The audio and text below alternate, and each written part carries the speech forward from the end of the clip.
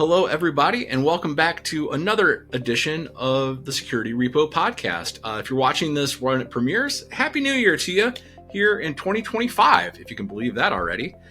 Hi, everyone. Happy New Year, everyone. All right. Well, this week we have an episode I'm really excited about because it's one of my favorite topics in the world related to OWASP. But we have with a special guest today, Talesh Seeparsan. He has over a decade of experience in cybersecurity and is a trusted expert in protecting enterprise applications.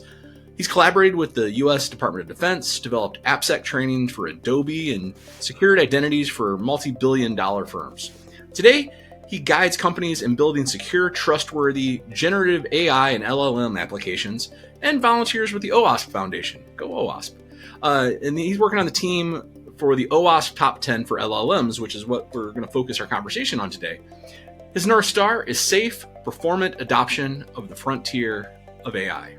Welcome to the show. Thank you. It's a pleasure being here. Thank you so much for having me. Thanks for coming onto the show, Talesh. Let's kick it off with a very easygoing question. How did you get involved with the OWASP and their top 10 projects? Yeah, there's two parts to that. So OWASP, as you're probably aware, and probably your audience is aware, has been around for a long time. And when I got started in security over 10 years ago, I was a little bit lost and really looking for something to ground my desire to secure some open source applications I was working on. And very quickly I discovered OWASP and all the amazing things they put out. So I've been a user of the OWASP Top 10 for application security and eventually the verification standards and everything that they've put out, or I should say we've put out, for the last 10 years. And it's been an incredible resource for, as a developer, looking for something to just like give you context and a starting point for security. And as for the top 10 on LLMs, how did I get involved?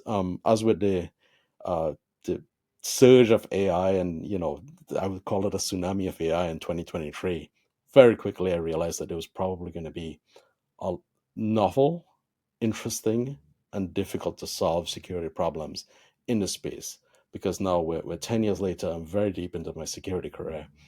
And I could see a little bit around the corner on this one. And Steve Wilson, the founder of the Top 10 for LLMs project, he was posting on social media, and I mean, the algorithm did its thing because I was writing my nascent thoughts around it back in May, June 2023.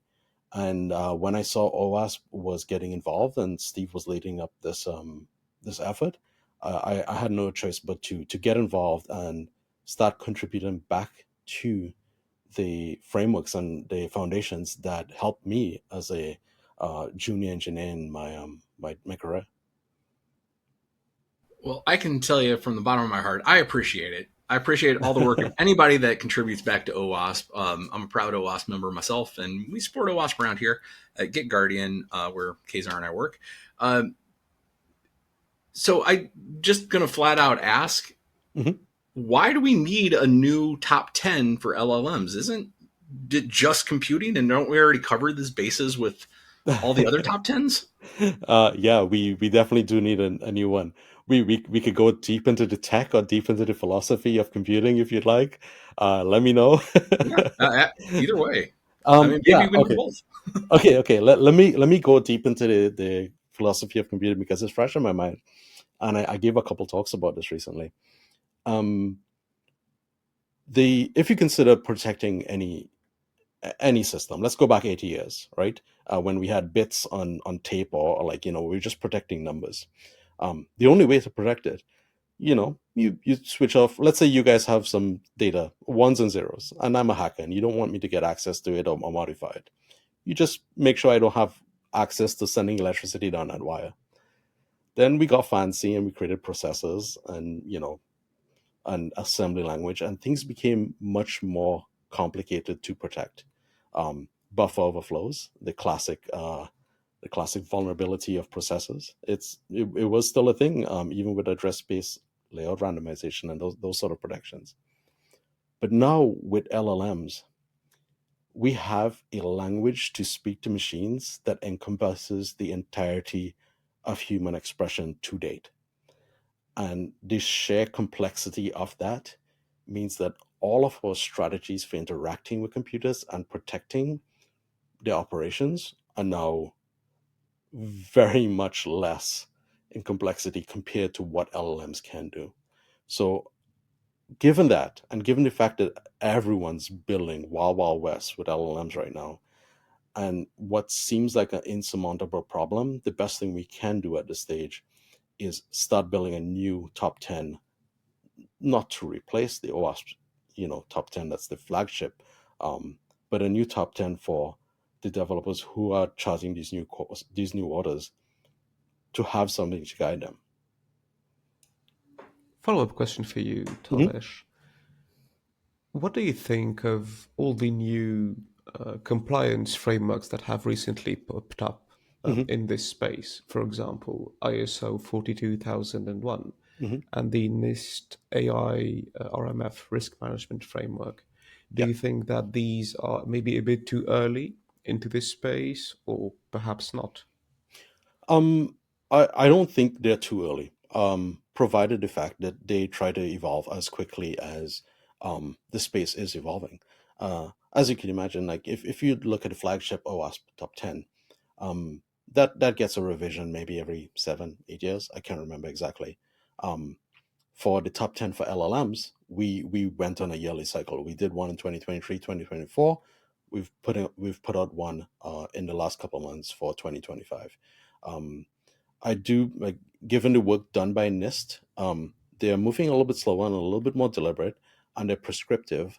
So I don't believe they intend to let the evolution of the space leave them behind. ISO 42001. Now, this is an ISO compliance framework. So now that may start verging on a little bit too early. But compliance is a thing that, in my personal opinion, a good foundation for anyone building. You establish compliance, it gives you a great foundation for securing whatever you're building. And then you leverage the additional tools like the NIST AI risk management framework and the OWASP Top 10 for LLMs, and really gain confidence that your system is as secure as you can make it. So yeah, using a layered approach of, compliance will move along slower, but layer on the more recent and more fast-moving frameworks would be the best approach, I think. I guess that makes sense. So, what advice would you give small companies that are going quite deep into AI to keep up with these new compliance requirements? I imagine that large companies have plenty of firepower to, launch projects to deal with them. Yeah. But what about the small ones? In many cases, I've not seen ISO 42001 being required. It's very new. When it comes to the rest of the frameworks that you've mentioned, the NIST AI RMF and the OWASP Top 10, none of them are regulatory frameworks. They're guidance frameworks. So my recommendation would be, if you're a smaller company and you're building an AI and you've gotten to a point you're like, okay, you know what, this is new, exciting. We're charting new waters and we're inventing stuff. But wait, hold on. We have customers and we need to take care of them, and we need to take care of any liabilities that may come from AI. I'd say start with the OWASP Top 10. Get a grip on where your dangers lie based on, rigorous data gathering in the industry. And the next thing, the OWASP Top 10 for LLMs comes with recommendations on where to get started. And once you cover your low-hanging fruit, the next step is like take a look at the NIST AI risk management framework. It gives you, I'd say, a more holistic view of how you should be approaching safe AI compared to the OWASP Top 10. And again, it's prescriptive. So, it's descriptive, not prescriptive. So, start with those, and any compliance effort usually takes years. And by then, if you're a small company building AI and just growing, hopefully, but you grow really fast and strong, and you have a big AI team, and now you have a big security team to back you up when you're ready to take on ISO 42001. So we've been talking about this top 10, but Mhm. let's just talk about it. Like, Yeah. what's in the top 10 for LLMs? I don't have them memorized in order, despite the fact that I've been working on them. But so in the top 10 for LLMs, we every single one of the top 10 describes a type of vulnerability that we're seeing in the AI space. We give a couple of examples. We give a couple of esoteric examples that we're seeing also, that you may not think of when looking at the type of vulnerabilities. We give a couple of historical attacks or 0 days we've seen show up, and we give a couple strategies for defending against it. And for those of you who are a little bit more advanced, we've done mappings between the OWASP Top 10 and the MITRE Atlas, which is MITRE's framework for AI safety. And as you can imagine, it very much mirrors in some way the flagship OWASP Top 10, in the fact that the top vulnerability we're seeing is prompt injection. For many years, SQL injection was a top vulnerability in the flagship OWASP Top 10. So it's pretty obvious that prompt injection would be the top one in the OWASP Top 10 for LLMs. And again, I don't have them all memorized, but there are some standard types of vulnerabilities from the flagship that have a unique take on when it comes to AI. So, for example, one of them is supply chain. I'm sure your viewers know what a software supply chain is. The libraries or the packages or the layers in a Docker container for your application. There may be vulnerabilities in all of those in a traditional application. Now, when you come to AI applications, there's a little bit of a context switch you need to think about, because now your supply chain includes the data that this AI model was trained on. And you have to consider this as part of your supply chain, where it can be poisoned with misinformation that only shows up outside of tests for misinformation, or it the human the RLHF phase of the training may be skewed. So bringing to light these new facets of supply chain is one of the OWASP Top 10 for LLMs, and strategies on how to not only prevent it, but at least mitigate it, or have an idea of what's going on.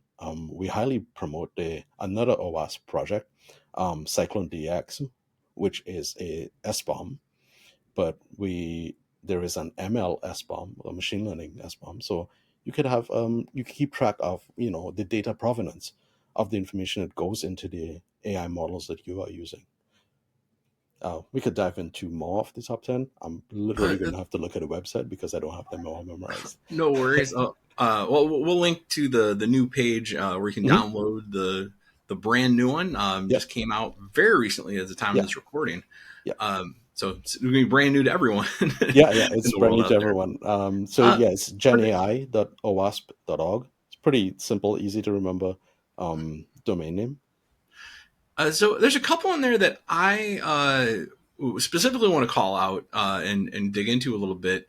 And the one, and I don't really understand what it means, and that's why I want to have the opportunity to ask you. Sure. System prompt leakage. Right. That's number 7 on the list this year. And I do believe this is one of the newer ones. System prompt leakage is a little bit interesting, because a lot of companies who are building either foundational models or who have modified foundational models to use within their organization will, in an attempt to guide or reduce hallucinations of the model, put information into the system prompt of the model to help guide it and make it work towards the company's values. And for any of your listeners who are unaware of what a system prompt is, anytime you send information to an AI model, pre-appended to that message is a system prompt. So the AI model gets a little bit of instructions that are defined by the operator of that AI model. Now, the danger that lies here is, one, if you're probably making decisions about what your AI can or cannot do that may or may not be controversial, should an attacker trick your AI into revealing its system prompt, it could reveal that.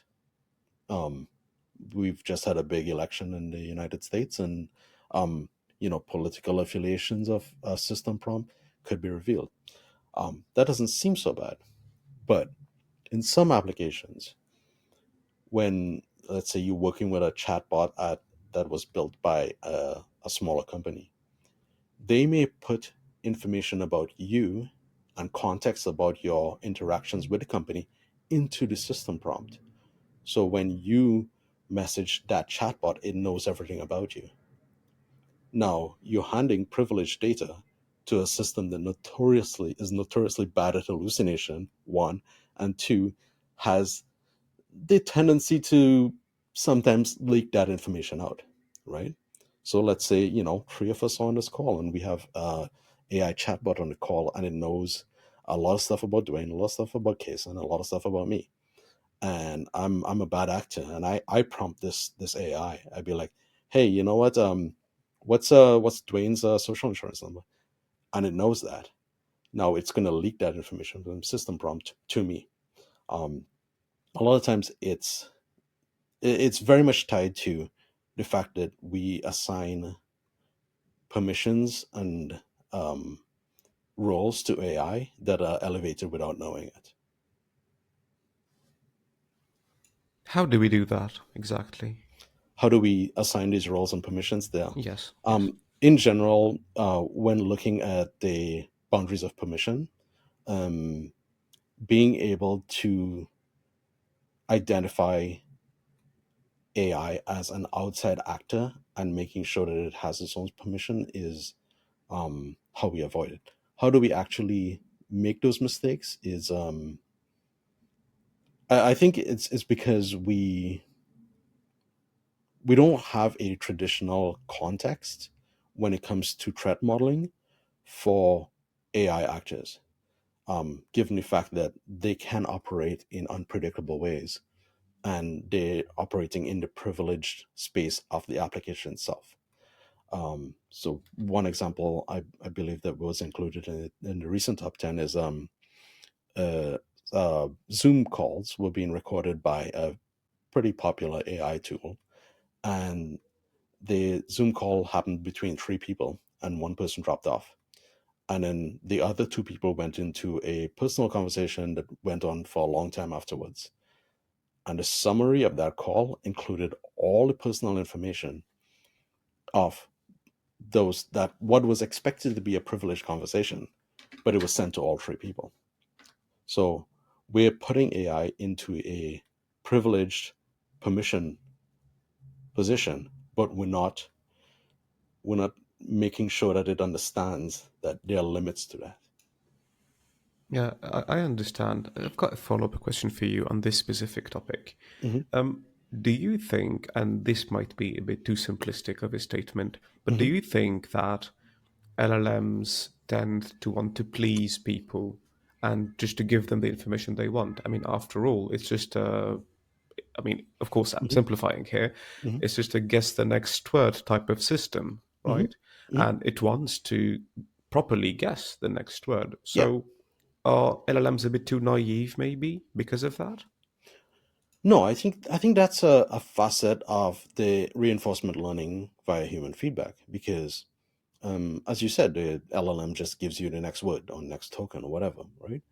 But the thing is, if you don't give it any sort of reinforcement learning, it will spew anything and everything. It will fire hose the internet at you, right?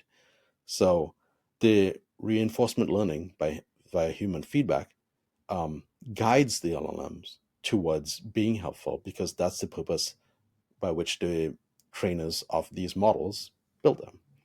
And that's where one of the dangers does come in. It's like, what sorry, what's the word? Sorry, we're probably gonna have to retake this. No worries. So yeah, this is where one of the dangers come in. Is like what criteria are being used to guide LLMs, and if it's not disclosed, we don't know. And yeah, 100% LLMs will try their best to help you because that's what they've been guided towards. So we talked about private information, personal Hmm. information. Hmm. Obviously, there's a lot of ways you can OSINT that out of things. Hmm. But one of the other things that alarms us, at least professionally, we're due to the nature where Kazar and I work, is idea of leaking actual secrets, and by secrets I mean credentials, Right. and this idea of loading a prompt with a secret. Like Hmm. it makes sense from like a pure I am trying to build like a Jenkins integration. I don't know what Hmm. I'm doing, and Hmm. like that's the sample code it spits out. Hmm. But are you saying, and forgive me my ignorance here, but are you saying Hmm. that people are deliberately building credentials into like these connection strings into the prompts themselves that to be reused? Not necessarily credentials, but um, let's take a step back from a computer-centric approach on this, right? Let's look at it from a human point of view. There are things that are just as important to humans, or even more so, than credentials. I gave social insurance numbers as probably an example.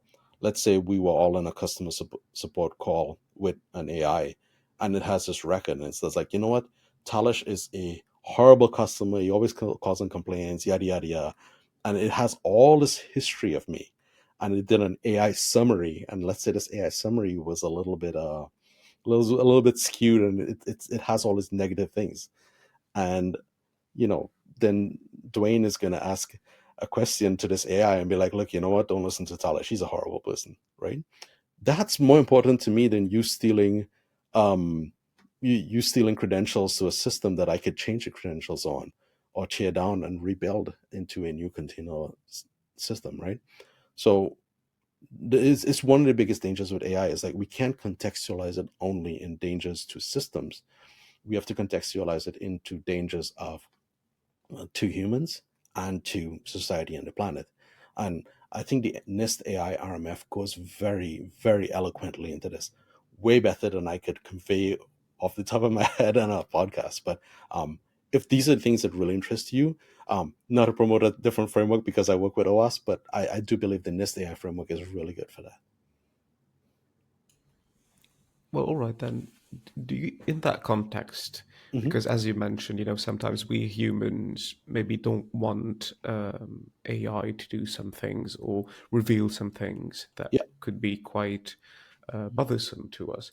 Do you think that there are applications or industries or organizations that, for that purpose, should not use Gen AI technology to avoid that? Um, I don't want to tell anyone what they can and cannot do, or should or should not do. But uh, I think in general, we've kind of identified the scenarios where mistakes can be devastating. This is before AI came around, and there is this. These are the ones with regulations around it and this sort of thing. Uh, when it comes to falling AI into this space, I would look at it instead of industries, but rather usage. So, for example, the medical industry can use AI in certain ways, and I think it's very appropriate.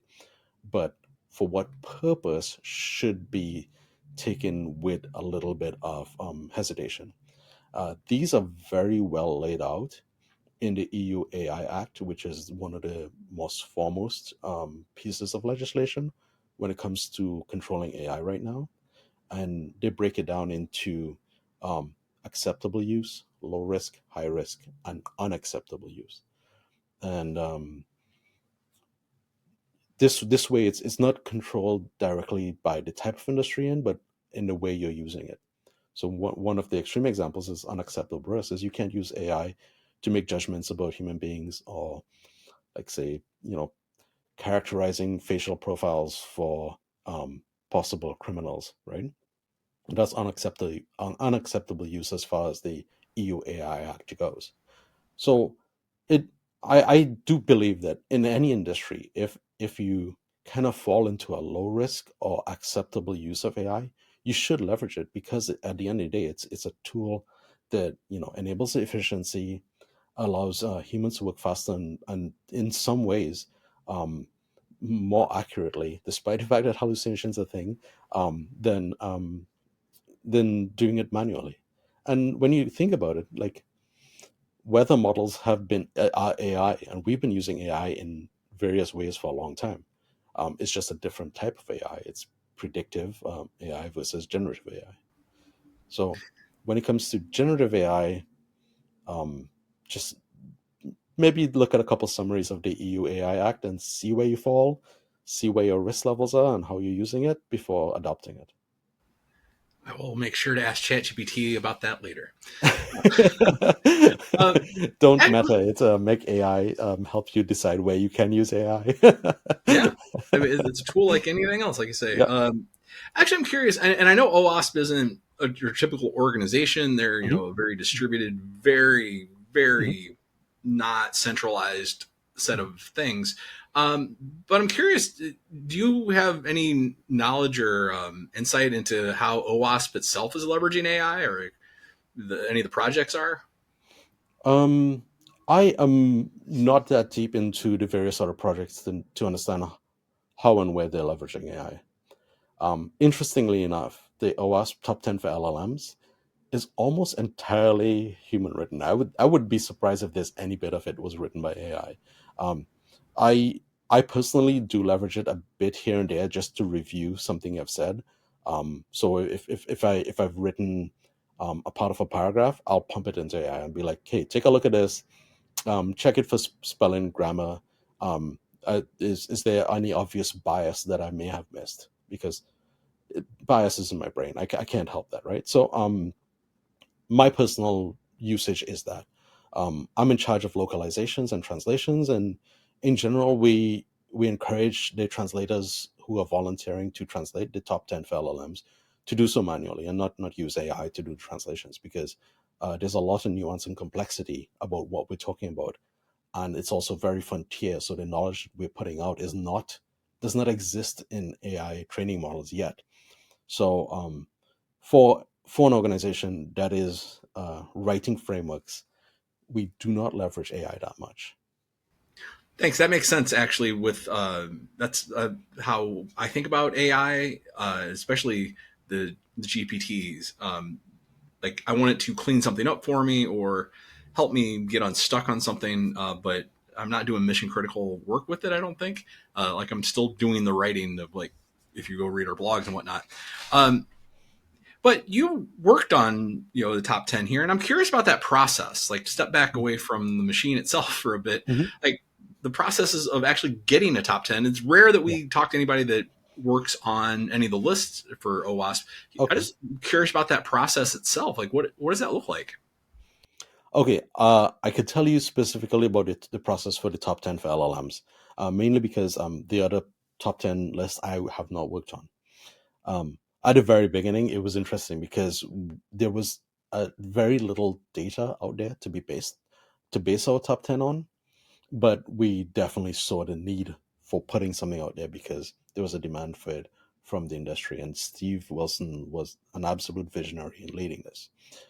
So the first one was a little bit less data driven. The most recent one for 2025 is very much more data driven. The process is categorizing the vulnerabilities that we see in the wild right now, whether it be something someone posted in a blog post or research done in an archive paper or something that's published and peer reviewed. And Emmanuel has done a really good job of doing the data gathering and categorization of that.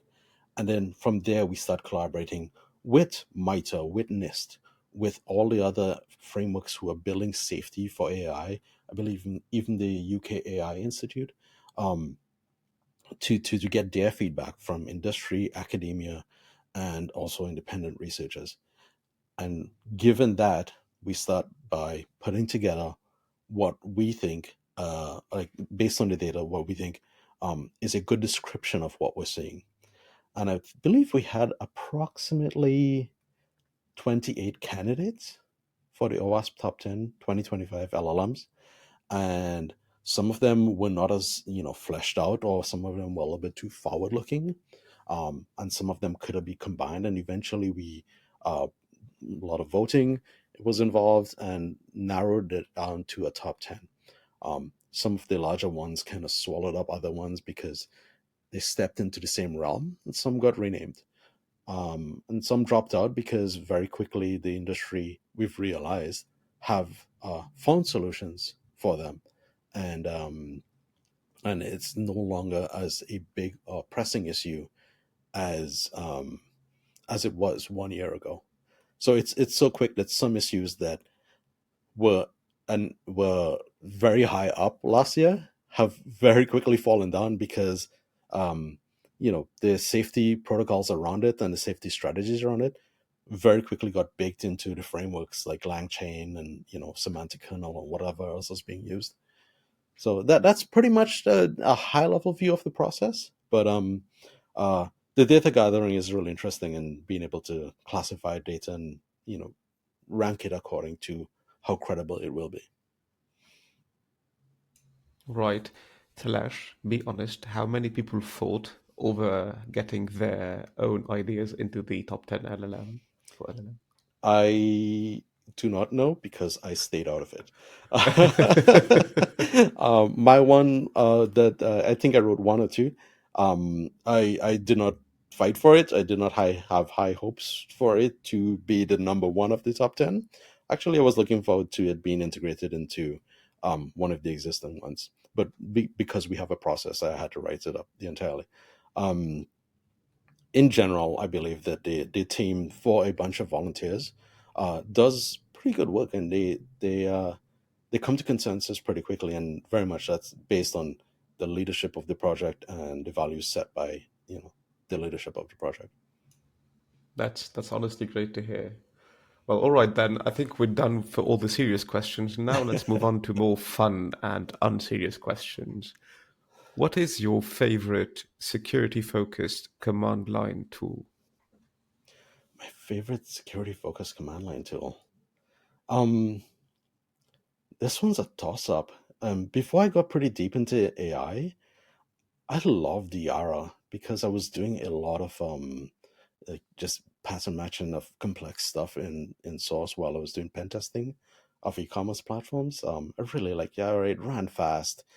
It was easy to build rules for. But I think that goes kind of hand in hand. Is that my absolute favorite ones are just scripts or Python scripts that I've put together to achieve a certain purpose because I did not want to do it 50 times. Those are my favorites. I have this little menagerie of bash scripts and Python scripts I use for various things. So you home make your own scripts, is that correct? Yeah.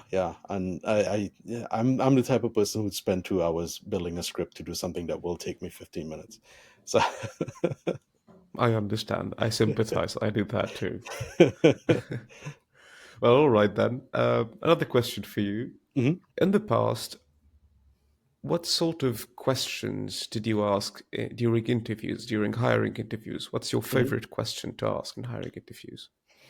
When it comes to hiring interviews, I'm usually looking for, because I hire not only for security but across the engineering realm. I'm usually looking for any questions around collaboration to understand how well someone is going to collaborate. And the reason I ask that in interviews, and it's always contextual, is because unfortunately you may be the smartest person in the world. If you can't communicate the absolute majesty of what's going on inside of your head, it's going to be difficult to work with you. And that's what I think is um, a make or break in the security industry. And sometimes it's collaborating with people outside of your field, and sometimes it's collaborating with your team. So that's why I said it's contextual.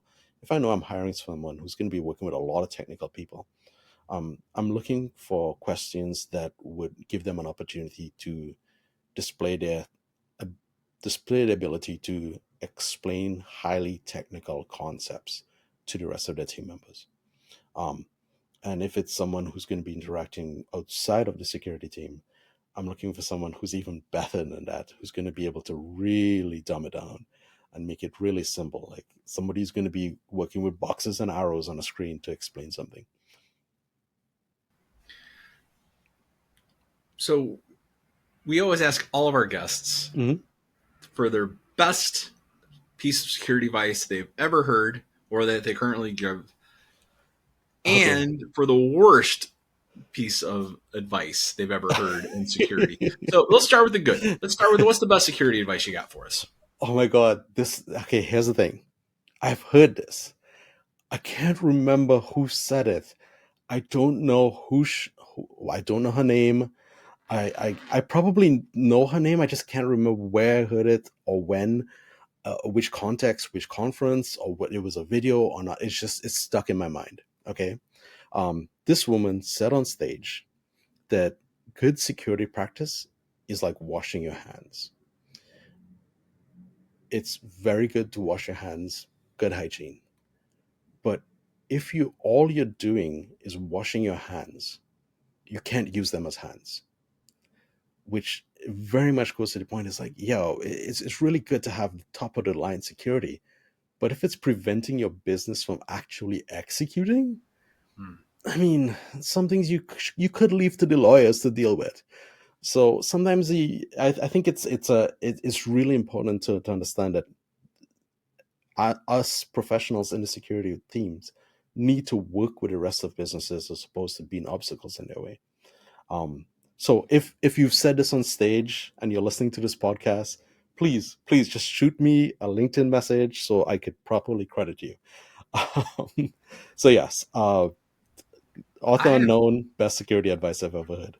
I have never heard that one, so I apparently have not seen this person talk. So if I run into her out in the world, I will let her know, and I'll let you know. I okay, very much appreciate it.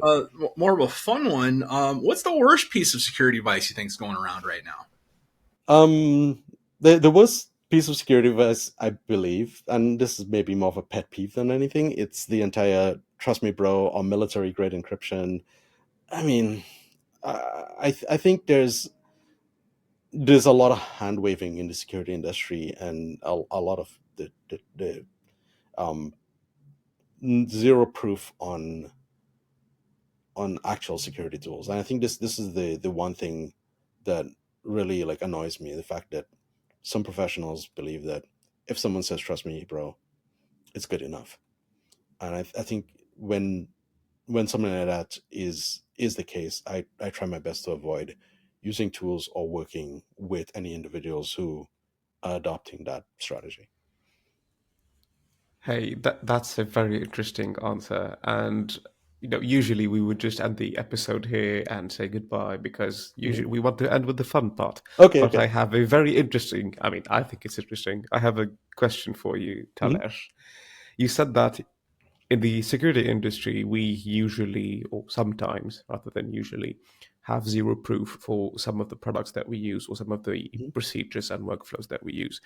And that's actually something that I mentioned last week with my team. We were chatting about the importance of phishing training, right? Phishing awareness trainings.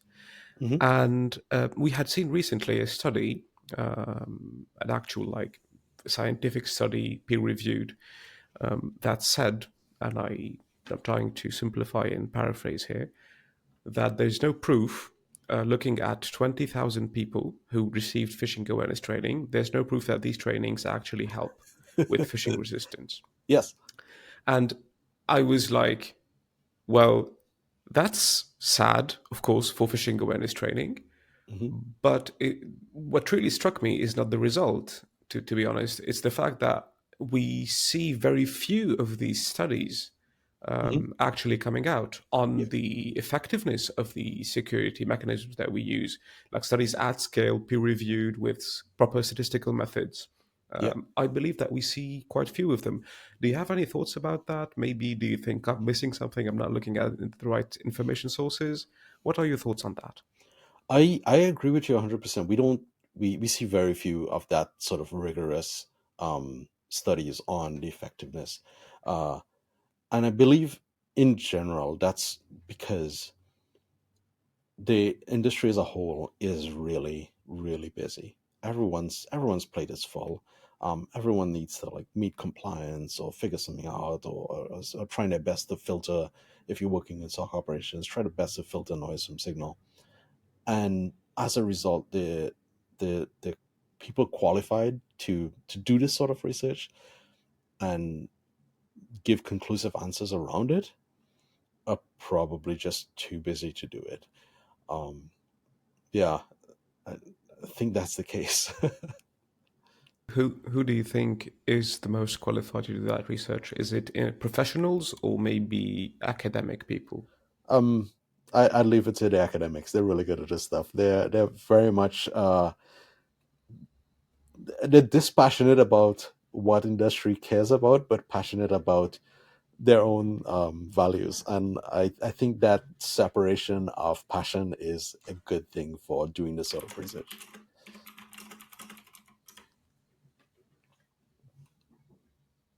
All right, that's a great way to end this episode. Thank you very much for being here and sharing your knowledge and wisdom with us. And thanks again for working on the OWASP Top 10 for LLMs. Really appreciate anybody that's putting the time and effort to try to make the world safer. Yeah, very much appreciate being here. Thank you so much for having me. And just one quick thing before I close out for your listeners. If anyone wants to get involved with the OWASP Top 10, if this has at least piqued your interest, feel free to join us. Join the Slack group. I'm specifically looking for international um, non-English speakers who would be interested in translating. It's a good opportunity to get involved and also to learn a little bit more about the OWASP Top 10 for LLMs. And what would be the best way to reach out to you for that? My email address is really simple, talesh@owasp.org. Or you could hop onto the OWASP Slack and just shoot me a message. I'm pretty easy to find. I have a very unique name. Yeah, and that's just an open invitation. If you're not already in the OWASP Slack, join OWASP, jump in. There's a lot of great conversations always going on. Yeah. Kazar, any words before we get out of here? Yeah, Talesh, it's been a pleasure having you on the show, and thanks for playing along with all my stupid questions. It's been my pleasure. Thank you.